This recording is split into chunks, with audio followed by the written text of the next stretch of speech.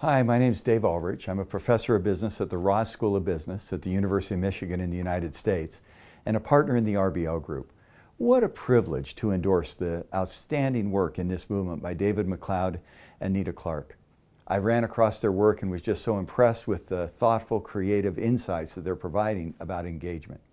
I've been asked to answer two questions. Number one, why does engagement matter? And number two, how do you go about increasing engagement in companies and for individuals within companies?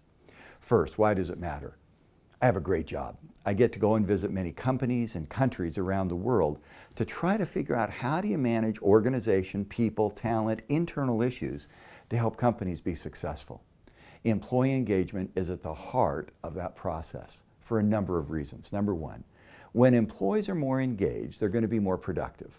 Employee productivity is one of the lead indicators of the success of a company.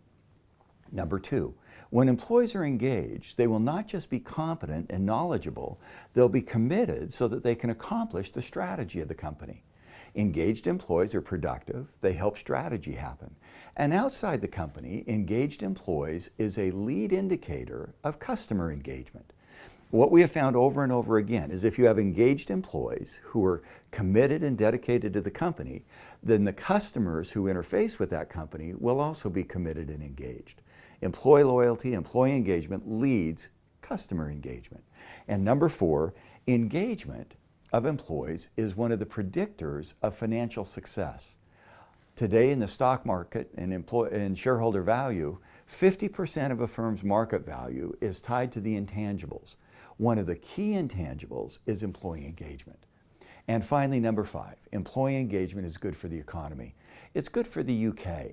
Companies who build that engagement will have more success. The research bears this out over and over again. Employee engagement increases productivity, it increases the chance of delivering strategy, it builds customer loyalty, it increases shareholder value, and it increases the community reputation of the country in which you live. Question two.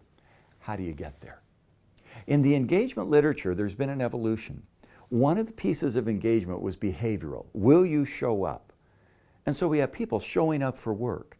What we're now finding is there's a second evolution in engagement, which is not just will you show up, but will you show up with your heart and soul? Showing up is your hands and feet. Showing up with your heart and soul is the contribution that will come when employees feel fully engaged. Engagement matters, question one. We can build engagement, question two, through identity, purpose, relationships, work environment, the work itself, the opportunity to learn, and fun. And so question three, who's responsible? Engagement is primarily the responsible of business leaders.